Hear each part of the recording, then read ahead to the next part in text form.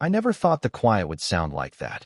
Plastic forks scraping paper plates, children laughing somewhere behind me, and my wife smiling across the lawn as if she hadn't just detonated my entire life in front of 30 relatives. "I'm leaving you for him," she said, nodding toward my cousin Mark. The backyard went silent. No one breathed. She waited for me to explode. But I didn't. I just nodded once and told her something that turned her world upside down. "My name's Ryan Caldwell, 38 years old, project manager for a construction firm in Denver. I don't drink much, I don't gamble, and I don't cheat. I build things. Solid things. Things that last. Or at least I thought I did." I'd been married to Emily for 11 years, college sweetheart, small-town girl with a smile that could sell forgiveness itself. We'd been through layoffs, miscarriages, house repairs, and family drama. Or so I believed. Turns out, I'd been living in a structure that was already cracked at the foundation. The family reunion was her idea. Her parents' lake house, barbecue smoke hanging in the air, her mom fussing with salads while my uncle poured cheap beer for everyone. It should have been normal. Then Emily stood up, clinked her glass, and made her announcement like it was some twisted toast. My cousin Mark, tanned, divorced, personal trainer type, stood 2 chairs behind her, not even pretending to be ashamed. "I'm leaving you for him," she said again, smiling that smile I used to fall for. People gasped, whispered. My father started to stand up, but I raised my hand slightly. "It's fine," I said. Then I looked straight at Emily and told her quietly, "You should probably sit down. You don't know everything yet." She frowned, confused. Mark shifted, suddenly less confident. I didn't elaborate. I didn't raise my voice. I just turned, thanked my aunt for the potato salad, and walked toward the dock like I had all the time in the world. Inside, though, every nerve was locked in place. I'd found out about the affair 2 months earlier. Not from rumors, no. I'd seen the messages, the hotel bookings, the photos. I'd already met with a lawyer, already secured the accounts, already changed the house deed. Emily thought she was detonating a bomb, but she didn't realize she was standing right on top of mine. That night, while the rest of the family whispered and Emily called after me, I drove home alone. Her car wasn't there. Neither was half the closet. I sat at the kitchen table, opened my laptop, and reviewed the file I'd built. Proof of everything. And something else. Something Mark didn't know either. It wasn't just betrayal. It was fraud. And tomorrow morning, both of them would find out how quietly destruction can unfold. I didn't sleep that night. The ceiling fan hummed quietly, cutting through the silence while my mind replayed the backyard scene over and over. The look on Emily's face when I said she didn't know everything yet. The way Mark had stepped back, unsure for the first time in his self-assured, perfect life posture. I stared at the dark ceiling, waiting for the usual flood of rage to come. But it didn't. Just a strange calm. Like before a storm you already planned for. 2 months earlier, I'd noticed something off. Emily's phone started buzzing late at night, face down on the nightstand. She said it was work. She was a real estate agent, always networking. But I knew her rhythms, her tone, her tells. One morning while she showered, I checked our shared credit card account. Hotel charges in Boulder. 2 weekends in a row. Always paid in cash, except the deposit.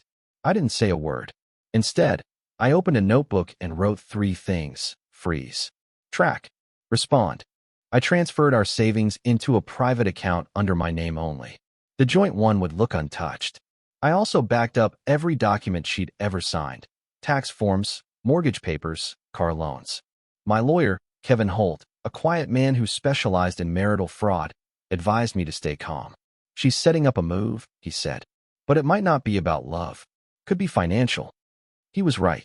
Emily had refinanced our home 6 months earlier, supposedly to remodel the kitchen. Except there were no upgrades. I found out she'd withdrawn $25,000 in cash. The loan was in both our names, but the request had gone through my cousin Mark's company. He ran a side business doing property appraisals. The signatures didn't match mine. I didn't react right away. I gathered everything, emails, photos, bank statements, and built a timeline. My wife and my cousin were not just cheating. They were trying to set me up. So when she made her little announcement at the reunion, smiling like she'd won, I already had the documents sitting in a safety deposit box. I already had recordings from our home office, showing her logging into my accounts. The next morning, while she was likely still sleeping at Mark's place, I drove downtown to meet Kevin. We sat in his office, surrounded by gray walls and silence. He asked if I was ready. I told him I'd never been more certain about anything in my life. "Then it's time," he said. "Let's pull the first thread." He handed me a folder and a flash drive. Inside was the key to everything. Proof that the house, the cars, and most of the assets were already secured under my name. Emily thought she was leaving me for Mark. She had no idea she'd already left with nothing. By Monday morning, the silence between us had turned into a weapon. Emily hadn't come home after the reunion. Her mother called once, pretending to be concerned, asking if we'd had a misunderstanding. I said nothing worth repeating. The less they knew, the better. My plan wasn't about noise, it was about precision. At 8 a.m., I met Kevin again. He'd filed the preliminary motion to freeze our joint assets under suspicion of fraudulent activity. In the eyes of the bank, Emily was now flagged for unauthorized refinancing. She didn't know it yet, but every account she touched would soon bounce like a bad check. Kevin explained the next step quietly, almost clinically. "You'll want to keep your distance," he said. "Let her think she's in control. That's when she'll make mistakes." I spent the afternoon reviewing my evidence in a rented office downtown. The flash drive Kevin had given me contained copies of Mark's business filings.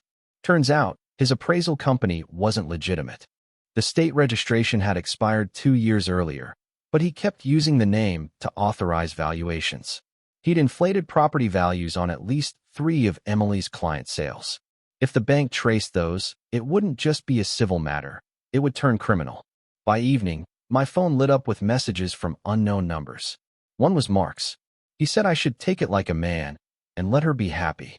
The kind of text that screams insecurity wrapped in bravado. I didn't respond. I saved the message, forwarded it to Kevin, and filed it under evidence. That night, Emily finally called. Her voice was casual, almost cheerful, as if nothing had happened. She said she was sorry for how it came out, and that she'd stop by to pick up a few things. I told her the house was being inspected by the bank. That part was technically true. The audit Kevin had triggered was already underway. The silence on her end stretched long enough for me to picture the confusion forming on her face. She said she didn't understand what I meant. I told her she would soon. When the call ended, I poured a glass of water and sat by the window, watching the city lights blink against the dark. I wasn't angry anymore. I was ready. Emily and Mark thought they'd played the perfect hand, but they'd built their entire plan on forged paper and borrowed lies. Tomorrow, I'd start pulling those lies apart, one document at a time. The next morning began with a call from the bank's fraud department. The woman on the line sounded polite but cautious, the way people do when they know a quiet storm is about to break. She confirmed what Kevin and I already suspected: multiple loan applications tied to my home, all approved with digital signatures. Mine included.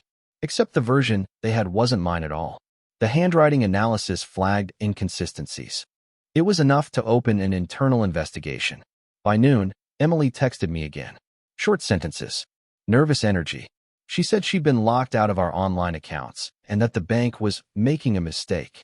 She wanted me to clear things up. I didn't respond. Kevin's advice echoed in my head. Let her run toward the fire. So I let her. I spent the afternoon driving to Mark's office on the outskirts of town.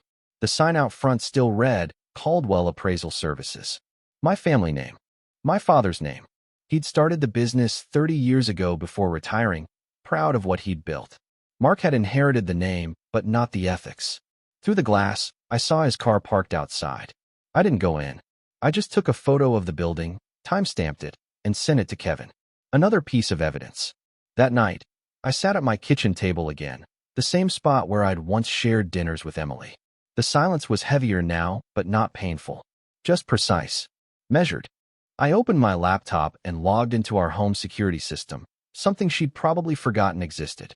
The footage from the weekend was there, her walking through the hallway, carrying boxes, taking jewelry, some documents from the drawer where I used to keep our marriage license. She left everything else behind. Kevin called later with an update. The bank had escalated the case. Their audit revealed that Emily had attempted to pull out an additional equity loan the week before the reunion. This time, using Mark as a co-signer. She'd listed him as her business partner. That one word changed everything. Fraud with intent to deceive. Federal level. I listened in silence, absorbing the weight of it. Kevin said the next steps would involve law enforcement. I told him not yet. Not until I had what I needed. When the call ended, I stared at my reflection in the window. Emily thought she'd left a husband. She didn't realize she'd created an investigator. One who knew exactly where to look and exactly how to stay silent until it was too late. By Wednesday, Emily's confidence started to crack. She showed up at my office unannounced, wearing the same perfect smile that used to disarm me. I'd prepared for this moment. Kevin told me she'd come eventually, when the silence became louder than confrontation. She stood in the doorway, pretending not to notice the receptionist watching from behind the counter. Her tone was light, rehearsed, like someone trying to sell a version of herself that no longer existed. She said she just wanted to talk things through. I let her speak while I stayed seated, hands folded. She said she was sorry about the scene at the reunion, that she'd gotten emotional, that things between her and Mark weren't serious. I listened without expression. Then she mentioned the refinance, claiming she only did it for us, to stabilize our finances. The performance was almost convincing, if I hadn't already seen the forged signatures and missing cash. When she paused, waiting for me to take the bait, I told her quietly that the house was under investigation for mortgage fraud. Her face went pale. She said she didn't understand. I told her she would soon. The silence that followed stretched long enough to feel like an entire confession. Then she left without another word. That evening, Kevin called again. The bank's internal team had confirmed what we suspected: Mark's digital authorization on multiple documents linked to Emily's loan applications. They'd traced IP addresses back to his office. It was all coming together. Kevin said it was time to bring in the authorities. I told him not yet. I needed Mark to make one more move, and I knew exactly how to make him do it. That night, I drove to my uncle's old cabin by the lake, the same one where my family used to spend summers. I hadn't been there in years, but it was still listed under my name, another quiet asset Emily never knew about. Inside, I set up my laptop and opened a new folder labeled Final Proof. Then I logged into a shared cloud drive connected to the home security system. Mark didn't realize the cameras in his office were still synced to that same network, leftover from when my father helped him set it up. Every file, every time-stamped recording, uploaded directly to me. At 2:17 a.m., I saw it. Mark in his office, pacing, phone pressed to his ear. Then Emily appeared behind him, agitated, waving a piece of paper. I turned up the volume. She said, "The bank froze everything." He said, "Don't worry. I'll handle it." He was lying. And soon, they'd both know that I already had. The next day, I drove back into town before sunrise. The air was cold, sharp enough to keep me awake after the sleepless night. My laptop sat on the passenger seat, still recording from the office feed. I replayed the footage as I waited for traffic lights to change.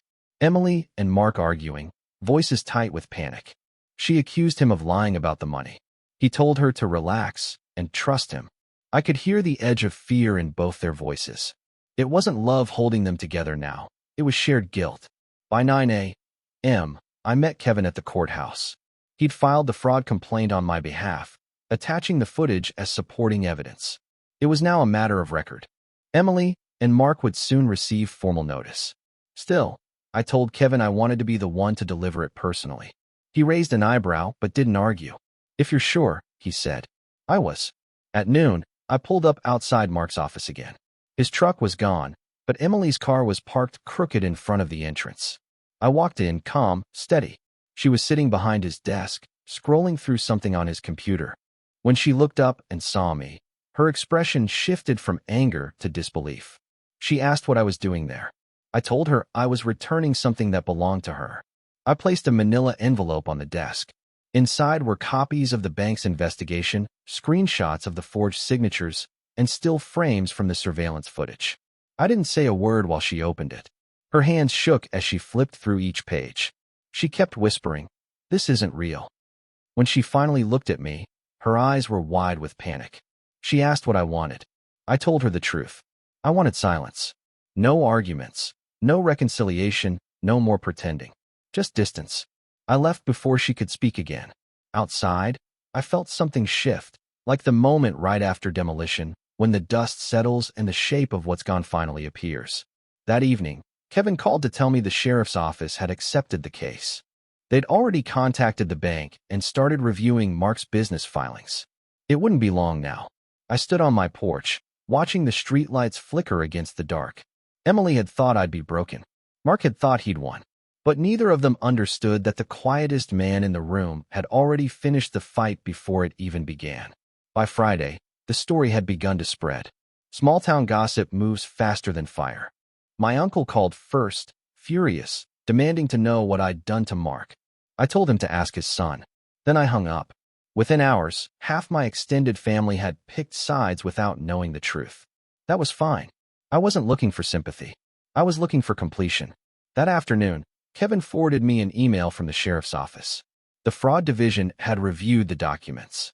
The evidence was solid enough to warrant a full criminal investigation. Mark's company was officially under scrutiny, and the refinance funds were frozen pending audit. Emily's name was listed on every forged document as co-signer. She'd gone from accomplice by trust to suspect by law. At 6 o'clock, Emily showed up at my house again. This time, she wasn't pretending. Her face was pale, makeup smudged, the confidence drained out of her. She said she needed to talk. I didn't open the door. I stepped outside instead, closing it behind me. She said the police had been to Mark's office, that his accounts were frozen, and that he'd told her it was all some misunderstanding. She wanted to know if I'd done this. I told her she'd done it to herself. She started crying, saying she hadn't meant for any of it to go this far. She said Mark had promised her the refinance would help them start over. She'd believed him, signed where he told her to sign, trusted him like she used to trust me. That line almost made me feel something. Almost. When she realized I wasn't responding, she changed tactics. She asked if there was any way to fix it, any chance I'd reconsider. I told her the investigation was already in motion, that it was out of my hands now. It wasn't revenge. It was consequence. She left without another word, and I stood there until her car disappeared down the street. Later that night, Kevin called with an update. The sheriff's office had executed a search warrant on Mark's business property. They'd seized computers, documents, and hard drives. One of the drives had something interesting, records of inflated valuations for several homes, one of them tied to Emily's real estate firm. That meant her company was now part of the inquiry too. I didn't smile. I didn't celebrate. I just turned off the porch light and sat in the dark, listening to the quiet hum of the neighborhood. For the first time in months, the silence didn't feel heavy. It felt earned. The weekend came fast, but the calm didn't last. Saturday morning, I woke to the sound of tires crunching on the gravel outside. When I stepped onto the porch, Mark was already halfway up the walkway. He looked nothing like the smug, polished man from the reunion. His shirt was wrinkled, eyes bloodshot, jaw tight with desperation. He said we needed to talk. I let him. He started by saying this was all a mistake, that Emily had misunderstood their arrangement, that he'd been helping her manage her finances. He said he never meant for my name to get mixed into the refinance paperwork. Every word reeked of panic. His tone was soft, pleading, but his eyes gave him away. He wasn't here to apologize. He was here to negotiate. He offered to make it right, to pay back what was missing, to drop everything if I'd withdraw the complaint. I didn't tell him the complaint had already become a criminal case. Instead, I said nothing. I watched him unravel under the weight of his own lies. He kept talking, digging deeper, until he finally said the one thing that mattered. He admitted that he'd used my signature because the bank trusted my name. That was all I needed. I told him to leave. He refused, said I was ruining both their lives. I reminded him that I hadn't ruined anything. They had. Then I turned and went inside. I didn't look back, but I heard him kick the gravel on his way out. An hour later, I called Kevin and told him everything. He told me to send the security footage of the encounter from my porch camera. I did. Then he said quietly, "You realize this seals it, right? There's no coming back from this." I said I'd already accepted that weeks ago. By Sunday evening, Emily's real estate firm had suspended her pending investigation. Mark's business website was taken offline, his phone disconnected. The fallout had started, spreading fast and wide. My uncle tried calling again, but I didn't pick up. I didn't need to defend myself. The truth was already doing that for me. That night, I drove back to the lake cabin, the place where I'd watched their plans fall apart in real time. The water was still, reflecting the pale light of the moon. I sat on the porch steps, feeling something I hadn't in months. Peace. Not victory. Not satisfaction. Just peace. The kind that comes when the noise finally stops, and you realize silence isn't emptiness. It's control. By Monday morning, the entire story broke wide open. The local news ran a short segment about a property appraisal fraud scheme under investigation by county authorities. They didn't mention names, but anyone who knew us could fill in the blanks. My phone buzzed nonstop. Friends, coworkers, relatives trying to piece together what had happened. I didn't answer a single call. I'd already said everything that needed to be said. Kevin called just after lunch. His voice was steady, but I could hear the edge of triumph behind it. The sheriff's office had filed formal charges against Mark: fraud, forgery, and conspiracy to commit identity theft. Emily's involvement was listed as pending, since she'd cooperated during questioning. Apparently, she'd already given a statement claiming Mark manipulated her into signing documents she didn't fully understand. Kevin said the investigators didn't believe her. Later that day, I received an email from the bank's legal department confirming that the property title had been cleared of fraudulent liens. My name stood alone again. The house, the land, everything I'd built, it was mine once more. But it didn't feel like a victory, just a return to zero. That evening, I sat in my truck outside the courthouse, watching people come and go. I saw Mark escorted in through a side entrance, his hands cuffed, jacket draped over them to hide the restraints. For a moment, I thought about my uncle, how proud he used to be of his son, how disappointed he must be now. But pity didn't belong in this story. Actions have weight, and some people only learn that when the silence around them turns into consequence. Emily never called again. Not once. Kevin said she'd moved out of state, maybe to stay with family in Arizona. It didn't matter. She was gone long before the paperwork made it official. When I got home that night, I found an envelope taped to my front door. Inside was a handwritten note. The letters were shaky, the ink smudged. It said, "I never meant for it to end like this." No name, but I didn't need one. I folded it once and dropped it into the trash without reading it again. Then I turned off the lights, poured a drink, and sat at the kitchen table where this had all started. For the first time in months, there was nothing left to plan, nothing to uncover, nothing to protect. Just the sound of my own breathing, steady and quiet. The storm was over. But the silence, that was mine now. A month later, the last document arrived in the mail. A final notice from the court confirming that all property rights, financial accounts, and joint assets had been officially separated. My name stood alone on every line. No signatures next to mine, no debts tied to her, no shared accounts waiting to be drained. Just silence on paper. Clean, final. Life after chaos feels strange. It's not peace at first, it's adjustment. The kind of quiet that hums in the background, waiting for you to remember who you were before everything broke. I started running again in the mornings, the same path I used to take years ago before work, when Emily would still be asleep. The air tasted different now, lighter. Kevin called to tell me the case had closed. Mark had taken a plea deal. 2 years in state prison, restitution, probation afterward. Emily avoided charges, but lost her real estate license. She'd signed an agreement forfeiting any claim to the house or assets in exchange for closure. Kevin asked if I wanted to pursue a civil suit for damages. I told him no. The law had already done enough talking. A week after that, I drove to the lake cabin one last time. The place had become something of a marker, a before and after. I stood on the dock, looking out at the reflection of the sky on the water. The same stillness that once felt suffocating now felt earned. I wasn't thinking about revenge anymore, just about how quietly things can fall apart, and how methodically they can be rebuilt. I'd sold the company shares I'd once held with Mark. Started consulting privately, smaller projects, no partners. Simpler, cleaner. Some nights, I'd sit in that same kitchen where Emily once smiled across the table, the hum of the refrigerator filling the room, and realize the thing I'd been chasing wasn't justice. It was control. Not over others. Over myself.